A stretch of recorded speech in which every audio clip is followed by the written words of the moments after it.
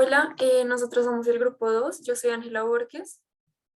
Yo soy Mariana Aguilera. Yo soy Miranda Uribe.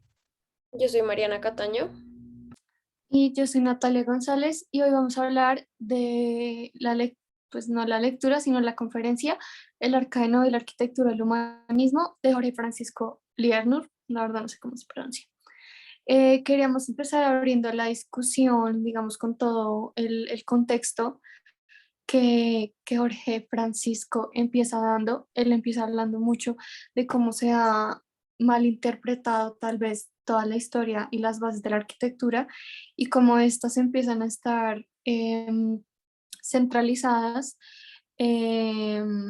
casi siempre en el occidente del planeta y cómo las bases vienen casi que de la arquitectura grecorromana y cómo las demás fuentes y las demás ideologías arquitectónicas del resto del mundo normalmente son dejadas de lado.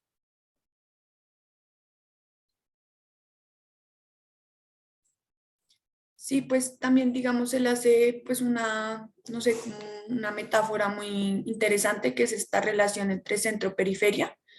Y pues se pregunta de qué manera la condición global incide sobre la construcción de los sistemas. Digamos que nosotros pues pensamos que toda esta arquitectura, digamos, que se está haciendo en masa, por decirlo así, a manera global, creo que pues por ejemplo acá en Colombia, en Bogotá, es un ejemplo muy claro de las constructoras grandes que hacen simplemente como unos conjuntos de 80 torres que reproducen literalmente el mismo tipo de apartamento en masa y es simplemente por negocio. Entonces, de alguna manera, como que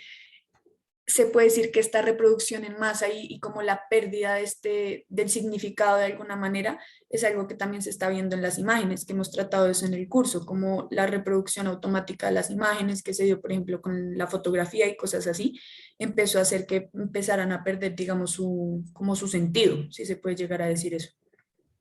Sí, total, y además también como que se pierde un poco ese aspecto de como la diferencia entre culturas y como el choque que hay entre la cultura occidental y la cultura oriental y cómo estas van variando. Por ejemplo, él en la charla, pues con lo que Mari dijo, pues hablaba sobre que o sea, sobre la cubierta plana y cómo esta era como netamente como parte de la cultura em, oriental y justo en una clase pues que yo vi con Lucas de Cuerpo y Movimiento me tocó ver como una casa de Soy Fujimoto y esta casa estaba hecha como por tres diferentes módulos y marcaba mucho como esas raíces de la cultura y se veían como estos espacios que no existen en las viviendas occidentales, que son el tatami y estos lugares como de recogimiento y pues que son sagrados para este tipo de personas. Sí, bueno, ya entrando más como en el tema del Arca de Noé como tal, yo creo que nos llama mucho la atención como las diferentes representaciones que se le dan a este artefacto que pues está como en el imaginario colectivo de todo el mundo, pero dependiendo de la época en que se representa, pues era totalmente diferente, como que a veces era como granero o como edificio, como nave, como que en cada uno de los periodos, de pronto en el Renacimiento se mostraba más de una manera, en el gótico de otra, y pues tener en cuenta que eso seguramente pasa con muchas otras cosas que están como en ese imaginario como de todo el mundo, que uno se crea una imagen por ciertas cosas que ha escuchado, pero no hay realmente como una cosa que esté correcta o no, como que hay muchas maneras de cómo se puede interpretar, pero lo interesante es ver cómo ahí la imagen como que prima o la pone por encima de las preguntas que surgen inmediatamente, ¿no? Como de la lógica de cuántos animales había, cómo los metieron, cómo los alimentaban, cómo se ventilaba, como que eso pasa a ser secundario en la reflexión que él hace en la conferencia. Sí, digamos, como también hablando un poquito de lo que está hablando Angie, como del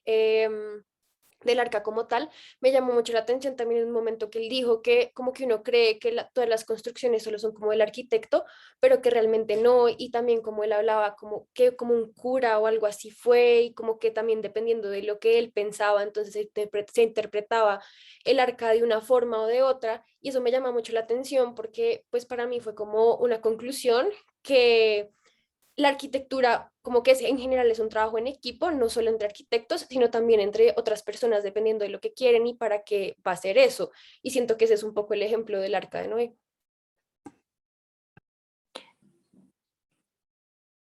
Y yo creo que eso también refleja el pensamiento del ser humano y cómo este se va adaptando, digamos, al contexto y cómo va evolucionando de acuerdo a las herramientas que va encontrando en el mundo, porque el conocimiento yo creo es lo que es la línea principal, pues al menos en la charla que él va dando, porque va mostrando como los hallazgos de cada época y cómo estos hallazgos se van relacionando en las diferentes interpretaciones que se le da al arca y cómo esta puede empezar a ser considerada arquitectura, no tanto desde el inicio, sino cuando se van encontrando al final pues, de la charla las diferentes herramientas y conocimientos humanos. Y yo creo que hablo por todas. Ya para cerrar, yo creo que darle las gracias a Fabio por habernos dado esta clase, por intentar dar una nueva dinámica y pues por siempre hacerlo tan libre y darnos tantas herramientas que al final yo creo que son muy valiosas para todas nosotras y que siempre nos ha pues tratado de enriquecer con los videos y las charlas que él nos da. Sí, gracias, Fabio. Muchas gracias, Fabio. Gracias, Fabio. Gracias, Fabio. Gracias, Fabio.